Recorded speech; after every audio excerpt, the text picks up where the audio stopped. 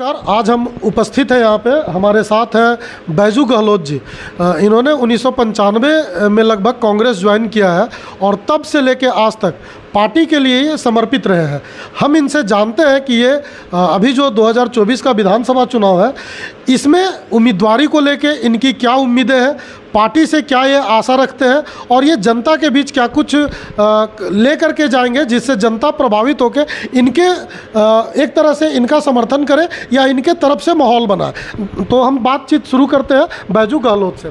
सर्वप्रथम आप पार्टी में आपका आना या कांग्रेस के प्रति आपकी क्या सोच रही है, जो आप कांग्रेस से टिकट के लिए आप प्रयासरत हैं? जब मैं पढ़ाई कर रहा था, लगभग मैं कांग्रेस ज्वाइन 98 में किया हूँ, 1998 में। लेकिन उसके पूर्व में कांग्रेस समर्पित व्यक्ति था। हमारे पिता, हमारे गार्जियन भी कांग्रेसी थे, तो उनका ही श्रेय जाता हमारे पिता का। उन्होंने कहा कि राजनीतिक तो करना तो दूर है, लेकिन अभी कांग्रेस जो देश को आज़ाद दिलाया है, और अभी फ़िलहाल बहुत सारी पार्टी नहीं था, लेकिन फिर भी हमारे पिता कांग्रेसी होने के नाते प्रेरणा दिए कि आप कांग्रेस में रहो। और जब मेरा 14 साल का उम्र जब हुआ, उस समय हमारे पिताजी बीच में मन नहीं भटका, इतना भाजपा लोग इतने सारे गए? जी नहीं, मेरा मन ही था कांग्रेसी होना। और मैं जब 16 साल का उम्र हुआ तो मैं ये जो खादी पहना हूँ, ये वस्त्र जो है हमारे पिता का ही प्रोत्साहित किया हुआ है। काफी मोटा खलीफा। ये जनरल अभी इधर नहीं मिलता। नहीं मिलेगा। तो मेरा के दिन में ओढ़ के सो जाइएगा।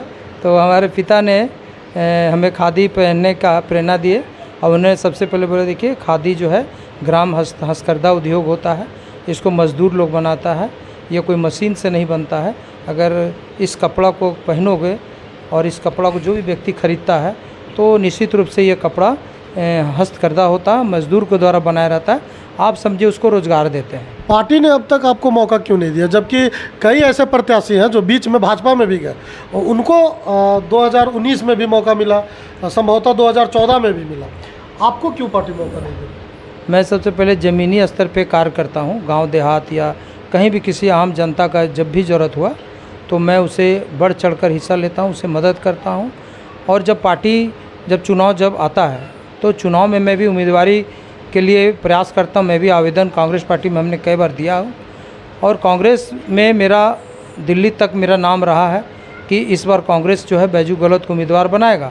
लेकिन परिस्थिति ये जो सिमरिया विधानसभा है, यहाँ पर लोग गठबंधन में, चाहे वह झारखंड मुक्ति मोर्चा हो, चाहे वह झारखंड विकास मोर्चा हो, चाहे CPI हो या राजद हो, ये जो 4 पार्टी से कांग्रेस पार्टी हो गठबंधन कर देती है, और यूं ही मैंने समझिए कि फ्री कर देता है कि कांग्रेस का उम्मीदवार हमारा SC समाज का नहीं होगा तो कोई फ़र्क नहीं पड़ता है, हम किसी गठबंधन कर देंगे और मेरा एक जो सीट जो है हम कहीं उठा लेंगे। ये करने के वजह से कांग्रेस का उम्मीदवार यहाँ नहीं बन पाता है।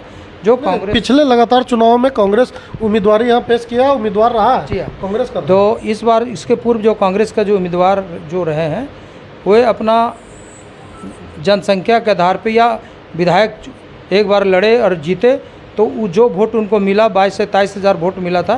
कांग्रेस से नहीं, वो राजद। हाँ, राजद में थे वो, और उसको कांग्रेस पार्टी ने कांग्रेस टिकट दिया, और उसी का आधार पे लोगों को बताने काम करते कि हमको इतना वोट मिला था, हमने जीता था। वो तो कहते हैं कि ये सारा वोट मेरा है।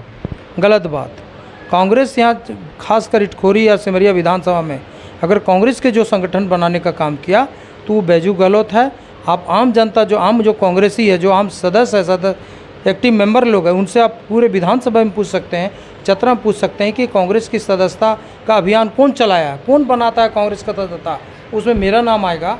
अब जगदीश यादव जो हमारे प्रखंड अध्यक्ष थे, इसके पूर्व हमारे पवन शर्मा जी कांग्रेसी थे, हमारे रामवृक्ष बाबू जो मेरे बड़े भाई के समान है, उन लोग से पूछिएगा, या जो भी हमारे कांग्रेसी है, संतोष सोनी जी हैं, संतोष सिंह जी हैं, या संजय सोनी हो गया, रामदेव राय जी हैं, या जो भी हम कांग्रेस के लोग यहाँ पर हैं, जो कांग्रेसी अपने आप को कहलाते हैं, जो कांग्रेस के हित में सोचते हैं, वैसे लोगों से भी पूछेगा तो वो लोग बोलेगा कि इस बार टिकट मिलेगा आपको। हमें तो इस बार आश्वासन मिला है झारखंड प्रदेश कांग्रेस कमेटी के द्वारा, स्क्रीनिंग कमेटी के द्वारा, और ऑल इंडिया कांग्रेस कमेटी के पदाधिकारी द्वारा भी हमें आश्वासन मिला है कि इस बार जो कांग्रेस जो है किसी भी तरह से किसी पार्टी से गठबंधन नहीं करेगा, और सिमरिया विधानसभा कांग्रेस लड़ेगी।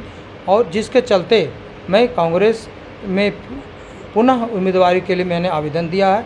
और जो स्क्रीनिंग कमेटी के जो सदस्य आए थे हजारीबाग में, पूनम पासवान जी और वगैरह जो भी आए थे, सभी ने मेरी बात को आश्वासन दिया और उन लोग महसूस किया कि इस व्यक्ति को अगर कांग्रेस पार्टी टिकट देती है तो ये जीत निश्चित है। और इस बार भी अगर टिकट नहीं मिला तो फिर आपकी रणनीति? जी हाँ, अगर कांग्रेस पार्टी का तो मैं सदस्य, वफादार सदस्य हूँ। मैं तो किसी पार्टी में जाऊँगा नहीं, ना किसी को समर्थन करूँगा।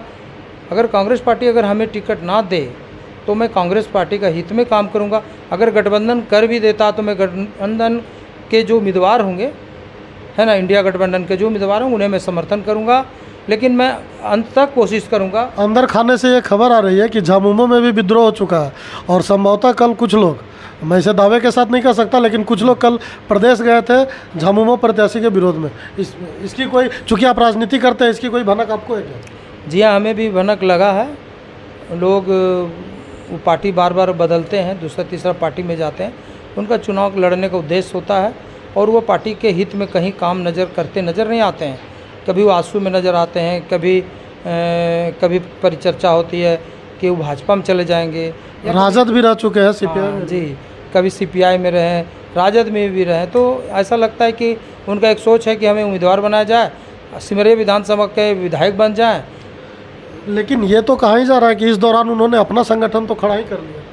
हाँ, संगठन है अपना, उनका पर्सनली संगठन है, लेकिन पार्टी का कोई संगठन उनके साथ नहीं। आज भी झारखंड मुक्ति मोर्चा के सारे संगठन हमारे साथ हैं, जुड़े हुए हैं। और बहुत सारे लोग बोलते हैं कि भैया आप आइए, पार्टी आपके साथ रहेगा।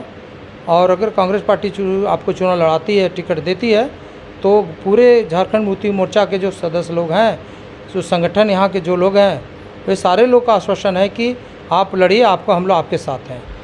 ये हमारे साथ थे कांग्रेस के संभावित प्रत्याशी बैजू गहलोत जी।